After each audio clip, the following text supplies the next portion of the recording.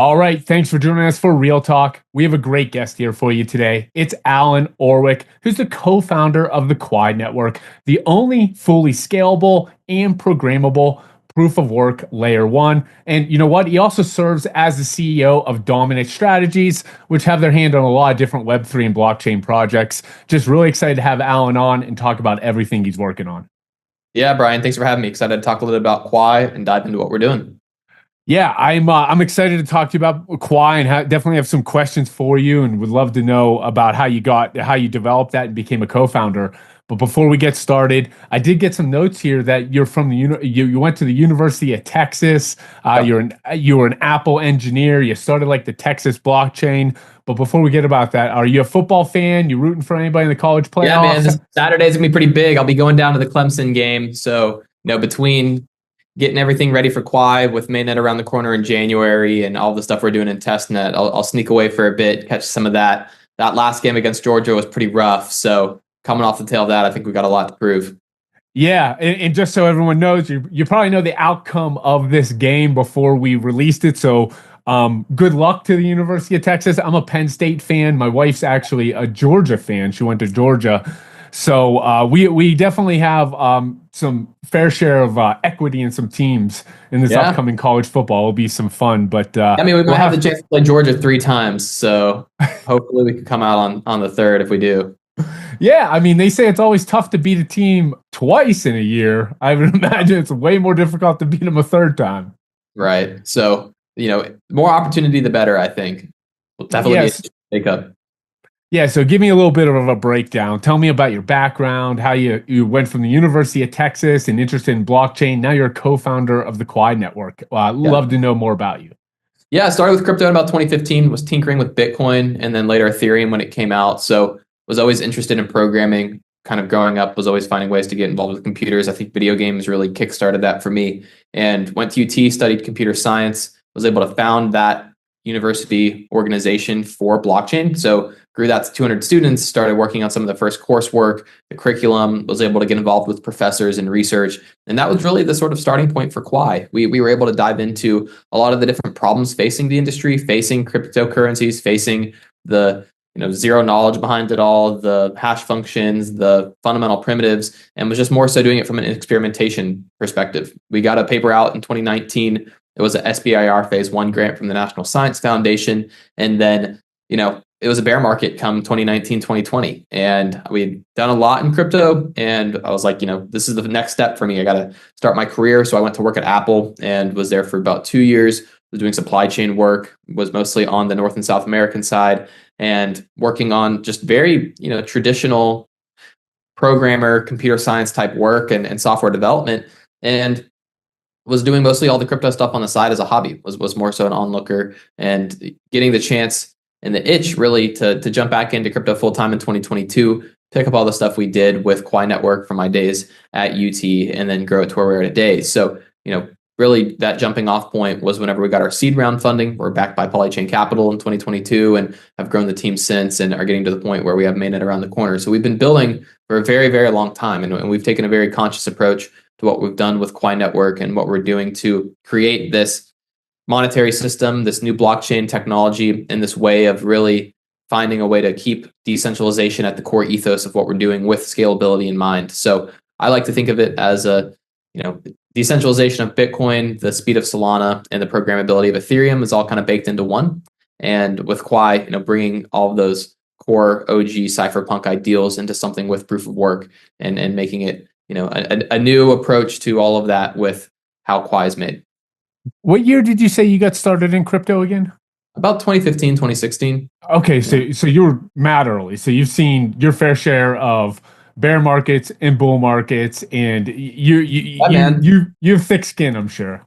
Yeah, I mean, thick skin. I mean, it never gets easier, right? So I think right now my key focus and what I've learned throughout the markets is just like building through it all, and it's always the highs are higher than they seem, and the low or the highs aren't really as high as they seem, and the lows aren't really as low as they seem. So it's it's best to stay sort of constant, and it's hard to whenever there's so much going on in the noise. But that's one of the things that we focused, and I think there's been many times where we've been pressured to do something or another just with the market and with sentiment, and we've remained pretty true to ourselves and true to that same kind of idea of, delivering on a mission and delivering on a key goal. And I think the closest parallels to that, and I think the person that gets a lot of hate for similar is kind of Elon Musk, because everyone dogs him and he's like, oh, he didn't ship the Cybertruck, he didn't ship certain roadsters and Tesla models, but like he said, he's always going to do one thing. It might take longer than he says it does, but he accomplishes it. And I think with Quai, that's sort of our hope is getting there and doing it in a way that makes sense at the end. Tough to fade the richest man in the world and one of the most brilliant people in the world as well. Yeah, we got some pretty smart people on the team. I wouldn't say they're quite Elon Musk, but what we're doing, there's a lot of parallels to that industry with what Elon's doing. And yeah, hard to fade that. And hopefully it's hard to fade our team.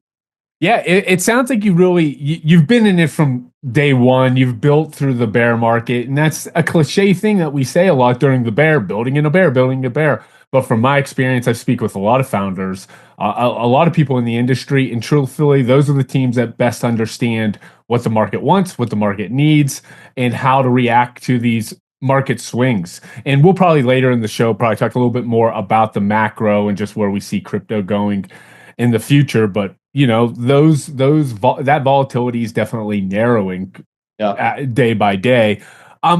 Before we dive into the Quai Network, I would love to know what initially attracted you to the blockchain space. And I know you lay a heavy emphasis on decentralization with your network. Is that what really attracted you, or what was the combination? Yeah, I think a lot of it is that cypherpunk and OG ethos of censorship resistance, privacy, having this alternative monetary system that harkens back to the days of original Bitcoin, in which we look at these traditional finance and the bank and all of these ways that it's manipulated or controlled against people directly, and the way that fiat is used to really, influence society and give power to the potentially wrong people. And so Bitcoin emerged out of that. I think more recently, you've seen Bitcoin become more potentially centralized or controlled through certain actors.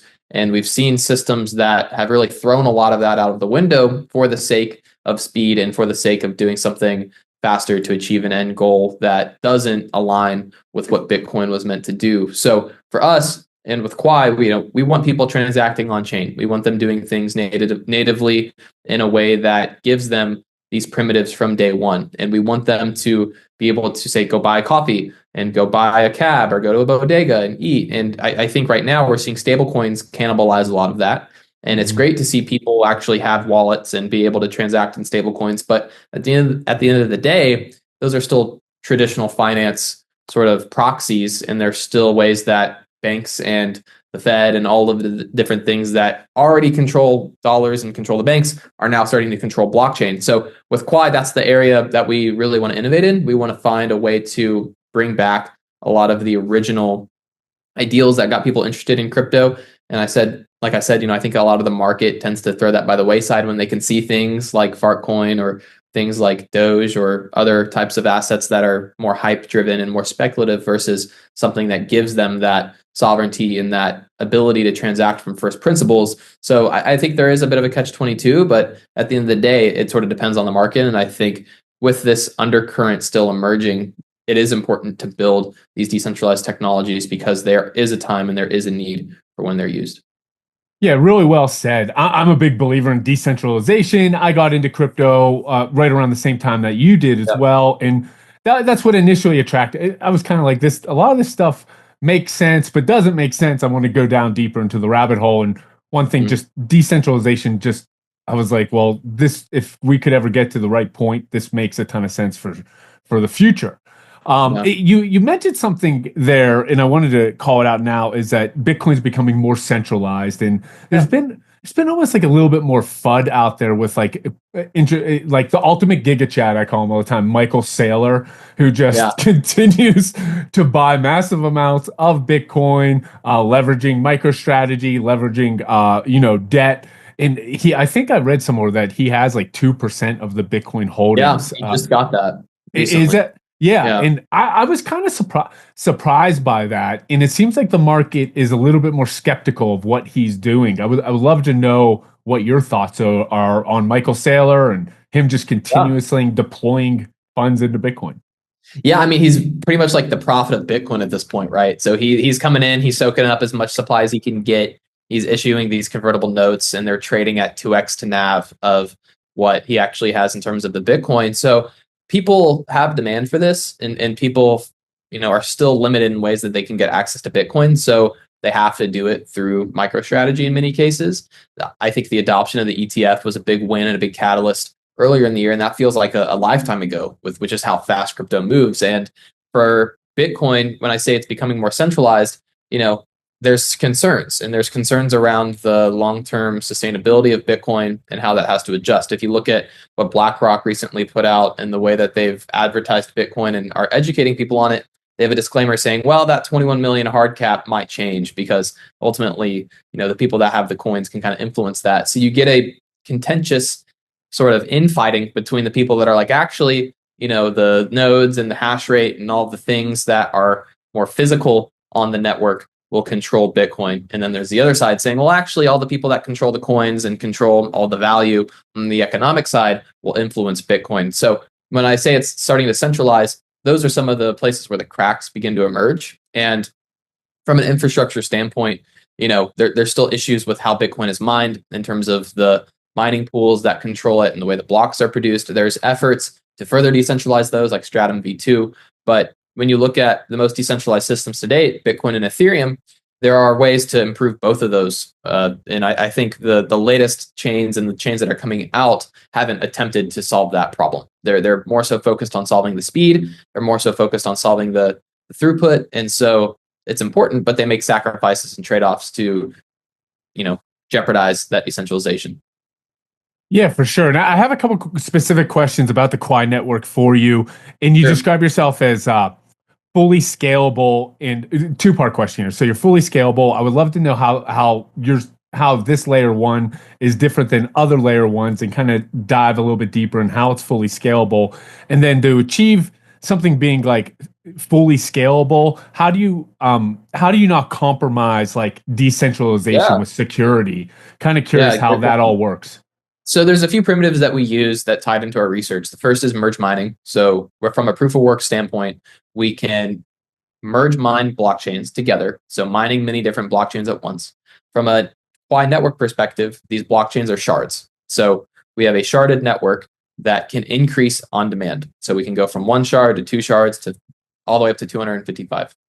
And when we get to that number of shards, you only really create them based on the demand.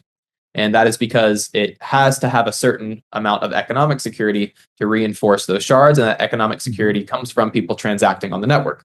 So if there's 500 transactions per second, we will only have one. If there's 50,000, we may have 100. The trade-off that exists between these is time is introduced between how long it takes to go from shard to shard. So you also don't want to have more shards because going from shard to shard might take longer. And that is because of the properties of merge mining that we use. We have to create references and links between these shards in a verifiable way. So again, we use that physical property of proof of work to ensure that these shards have reinforced security between them, and then they build on top of each other in a sort of reciprocal validation in a reciprocal way to ensure that they're all equivalently sharing that network resource of that finality over time. So from the way in which that we've designed it, that's the way that we can increase throughput, is by adding these shards based on demand, and then having that property of additive and accumulative proof of work between these shards with introductions of time delay between them as more shards are added. So that's the sort of area. A lot of this goes back to like Peter Todd's tree chains. He wrote some papers on this back in like 2015, 2016. That is sort of some of the basis that we use, as well as other sort of proof of work primitives. And the nice thing too with proof of work is that we're actually offloading a lot of that finalization or that stable resistance to the actual fact that there are miners doing this work. If you look at something like proof of stake and the more recent ways in which blockchains have accomplished scale, so much of that bandwidth and that resource is being taken by voting in a proof of stake layer. So we can actually sort of immediately get efficiency gains and wins by just saying, we're not going to do any of this consensus voting directly through the nodes and through the network that takes up and soaks up all this bandwidth. We're going to just use proof of work. And then you can actually have real user transactions accommodate all of that network usage. Okay, wonderful. So that's how you stay truly decentralized. Mm. So you're in the testnet phase right now. When's Yeah, mainnet final launch? testnet. Feels like we've been in testnet forever. It's been a long journey to get to this point, and it's been a very hard problem to solve. And I think that's why blockchains have really been, many different angles have attempted to do this. There's many different solutions, and there's probably a lot of other people that would come and debate me on the principles of what we're doing as well. So from our side, we've tested this through many public testnets. We're open source. We push for open source development. We want this to all be publicly viewable and in the public eye. And mainnet is around the corner in January, so we're getting to the point which TGE and the token will be live, and it's going to be the culmination of a lot of hard work, but it's also just the beginning, because that's really when we have to ensure all of the integrations that we've worked on in private or in test nets are translated to mainnet, and we can really begin to grow and expand further than we are today. And I saw some opportunities on your website here. I might be calling it the wrong term. Are there some bounties or incentives to people Yeah. in the testnet phase? So the testnet is incentivized. So you can go get Quai testnet tokens, and those will translate to mainnet tokens. And we have incentives up for people to go do things like swapping tokens or doing other actions like buying NFTs. So with this being, an NFT related podcast, go definitely check out quaimark.com. They got some interesting NFTs up. And it's just a way of testing out different items and things that people have deployed on Quai. The main incentive is around mining. So given we are proof of work network and the purpose of testnets is to test the infrastructure, the bulk of incentives actually do go to people that are running GPUs, but there are ways to do one-click node setups with partners like Chlor AI, and we have other partners in the upcoming soon, such as like IONET and Vast AI and many others that are decentralized GPU cloud platforms where you can run a Quai node. I'm a big fan of your website, to be honest with you. It's Appreciate kind that. of it's well thought out and Yeah. very smooth. So I'm gonna put the links down below for everyone to check it Yeah. out. Obviously, if you're listening to this podcast, you gotta check this out. But a very cool website. I would love to know. So you mentioned the NFTs, and Yeah. we're an NFT centric podcast, but we go deep into pretty much everything crypto blockchain related. NFTs is obviously a big component of that, but would love to hear more about some notable projects or decentralized apps that have been built on the Quai network. Yeah, so we have a thriving ecosystem, and I think to start, I mentioned QuiMark, they're an NFT exchange, so they're going to be closer to like your OpenSea, Rarible, or your Magic Eden most recently. So that's definitely one. There's tons of NFT projects that have been deployed on that. So I couldn't go name all of them. Quai Miners is one that the community seems to like. So there's a lot of different other ways to launch a collection there. Quai Swap is one of the dexes that are up. Ice Cream Swap as well. So got a couple of those. There's different games that are available too. Quai Battle is a fun game that people like to play that's web based. And then there's another game on Telegram called QFan. So, this is just a handful of some of the things that people have done more organically, but there's tons of other things in the ecosystem too. There's token launchers and pump fund clones and all the different things that people can go launch and do. So, from a ecosystem perspective, it's coming along very well. You've been in crypto for a while, and I'm sure you remember the Dogecoin days whenever, that was first launched and the ebbs and the flows. And the only reason I'm bringing this up is because you brought up a pump fund clone. And if you told me back in 2025, 10 years from now, that we would have basically a meme coin incubator being launched across all sorts of chains Yeah. and thousands and tens of thousands of meme coins being launched every single day. And then we have coins like you mentioned earlier in the show, Fart Coin. I think it hit $100 billion market cap today. What are your thoughts about like meme coins and the crypto industry and everything that's going on? The people want to gamble, and this isn't financial advice, but that's the main thing. And I think it's a blend of financial nihilism. And you have people that are younger and they're kind of disenfranchised with the whole thing. And I think Bitcoin was the first attempt at financial nihilism and saying we kind of reject this system wholesale. But now it's been not as much tied to Bitcoin since it's already emerged as an asset and people don't think they can get these life-changing gains on it. But it's now tied to things like Fartcoin or Dogecoin or WIF or whatever, the meta of the day, right? And so people want to continually kind of go in the trenches and get this risk because they're just sort of frustrated with the ability to go do that in the legacy world. And it was a sign of financial prudence back 40 years ago, whenever you were going to work every day at a 9 to 5 and plugging away and getting a promotion every 2 years. And now people are like, I don't want to do that. They want to go and they want to try to make it quick here and try to gamble on a Solana meme coin or on a meme coin that is on another chain, because that is their way of sort of making it. And I think that's part of it. I think the other part is community. I do think there's a community aspect that like people do just want to be part of something. And there's this way of which the internet has sort of both taken us further apart and brought us closer together. People are spending more and more time online. They're spending more and more time, within their own online centric communities, and meme coins are a manifestation and representation of that. You can go buy a token and be part of this thing immediately, and you can do it without revealing things about yourself or people not really knowing too much about you, and it's all centered around this one idea. And then it's also just capturing the zeitgeist. So people want to see things like, Mudang was something just like that went crazy on the news, and there's going to be all these different types of categories of meme coins. And I think I'm sort of, centering around different topics of like how they're describing what they are. But I think ultimately there's just a lot of different ways that people today in the crypto ecosystem want to get access to that, and meme coins are a way of doing it.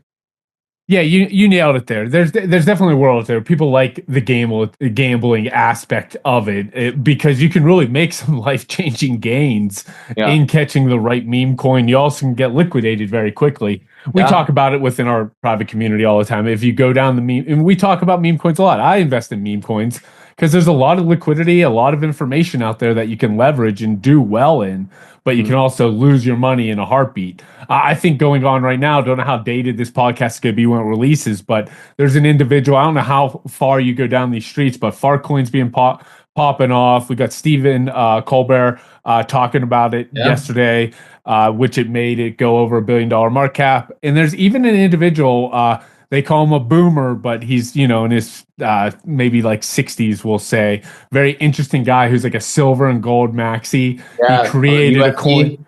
Yeah, unicorn fart dust. And I had some people share that with me early on, and I actually watched his first YouTube stream. Nice. And he was a very likable guy, and I bought some. And I kind of was like thinking to myself, I'm like, where am I going here? I'm this Bitcoin, Solana, Ethereum. Let's do this great things. Let's get decentralized. And then I'm watching this individual who's like, I want to expose the crypto industry and show how ridiculous it is. So I made a unicorn fart coin, and lo and behold, sucker pumped to like hundreds of millions of dollars of market cap, and this individual is now multi-millionaire. Yeah, I saw that. Like he sold some of it, gave some of his family. He was, dogging on the whole thing. But I think, that's kind of part of it, where it's like maximalism isn't something that's going to benefit anyone. And so when you look at people that remain true, I think Ethereum has suffered from this greatly. Bitcoin suffered from it in the past, probably more last cycle. Or if you look at this maximalism against one thing versus finding what the market actually wants and is adapting towards, then you're gonna miss out on certain things. You're gonna feel pressure in certain ways. So there's a lot of different catalysts that kind of spark the trends, and I think there will be a kind of resurgence and a reawakening of a lot of the primitives that you talk about. But for now, definitely memes are living in the spotlight. Yeah, well, then we have individuals like you and your team building something that we absolutely need. I see a need for it, an obvious opportunity in the space. And that's not going anywhere. And if we onboard more people because they buy their first crypto called Fartcoin because they're interested in it, great, come on in. Everyone's going to be nice, and hopefully they get even deeper into the crypto and Web3 streets, because as you and I both agree, because we're in the industry, we're full-time jobs, we see the future here in decentralization and blockchain and tokenization. And the current administration was a little bit cooler, but we have a pretty big, Trump's coming into the White House January the 20th, and he's been naming some very interesting people to his administration. One's David Sachs, who's the crypto czar, we call him. I know you have a lot of information who he is and what he's done. I'm curious about your take of him as our upcoming crypto czar and how that could push the market. Yeah. So, David Sachs, notorious venture capitalist, he's seeded many great venture capital funds in the crypto space. So he's familiar to the streets, and he knows what crypto is sort of set out to do. And he's done a ton of media. He's been on the All In podcast, and he leads a lot of the, public sort of narrative and shaping, not around crypto, but around other ideas, just macro as a whole. So I think he's got the expertise to sort of come in and create something that is robust and actually constructive. And I'm optimistic about the ability for them to create policy that allows crypto to thrive in America. Like that's the one thing we want to actually occur. I think we can't live under these days of regulation by enforcement and scaring crypto entrepreneurs and getting people that are moving offshore and creating these things that are antithetical to the main beliefs and premises of what our country was founded on. So getting crypto back in America, having it grow here is really going to lead the way. We have the best financial markets. We have the greatest reach compared to any other country. So having America lead the way in crypto, I think, is going to be key. And having it done with the help of David Sachs and the like is going to be very constructive, in my opinion. Yeah, I was surprised he was named the crypto AI czar, and he even accepted the job because he's a very Yeah. bit he's a busy individual. He's probably got more money than Yeah. I mean, he's most. probably not doing it for the money, right? He's doing it for the love of the Yeah, game and doing yeah, it for the fact that he can make some headway. yeah, exactly. Yeah, that's exactly where I'm going. Is he's not doing it for the money. He's not doing it for the fame. I mean, he's well known. He's definitely going to try to make a change. Kind of before we wrap up, I would love to know where do you think this time next year? Let's go a year from now. And this is what we always love to talk about. And we'll just stick with Bitcoin. But where do you think the Bitcoin price will be December of 2025? December of 2025. That's interesting. So, I do think January, with the sort of concerns around SBR and the strategic Bitcoin reserve, if that's getting through or not, I think a lot of that may or may not be priced in. So I think there is uncertainty in the market there. But I do think in terms of like capital and people from the sidelines, January is a good place to start deploying. And I think people sort of wrap up a lot of the fiscal year and they sort of reevaluate. So by the end, I think with the deregulation of crypto and the ability for America to really get the capital markets open again, this is a more long-winded answer because I'm also kind of having to think about it. But Yeah. I think 200K is kind of a safe area, 180 to 200. And again, I still think North Star is Bitcoin's an asset that's going to be around the next couple of decades. And so that's kind of one stop on the way. But yeah, I think in terms of where that's at, definitely more optimistic for the market. Yeah, obviously, I'm pretty optimistic as well. Excited for this upcoming bull run or what we're in right now. And it only looks like green pastures with some regulation we may be getting and Yeah. some people appointed to kind of make it a little bit easier for us. And it's interesting. Everyone seems, even myself, like kind of like 180, 200 kind of feels like this. But it never goes as high as you think it will, is the thing. Yeah, it's like People were calling for 100K last time, went to 75, 80. So well, six. I've been changing my tune a little bit, and it's just this Bitcoin strategic reserve. That's the big wild card. That's the Uno wild card that we're all waiting for. Is if an actual Bitcoin strategic reserve gets put in place, and we've all heard it. If the United Yeah. States actually gets this in and we start really buying it and putting it on our books, I mean, it's going to be a frenzy. I see projections $500,000, $1 million. I think all projections are thrown out the window at that point. Yeah. Because it's like something we've never seen before. But no, appreciate that call out because I think even just at the current pace, we're going to be looking like 2025 is going to be a pretty Yeah. strong year. Yeah. I, Fingers crossed. And I mean, of course, macro side, there's a lot of other things boiling the economy. There's probably still a lot of inflation that needs to be worked through. There's a lot of recessionary bits that need to come and get worked out through the economy. So, crypto is isolated, and in many different cases, it's been more dependent on the S&P and the larger stock market. But ideally, we get to the point where it does decouple and it acts on its own. So that might be a question for 2025 and seeing if there is a bit of a decoupling there compared to tech stocks and the like. Yeah, that's actually a great call out.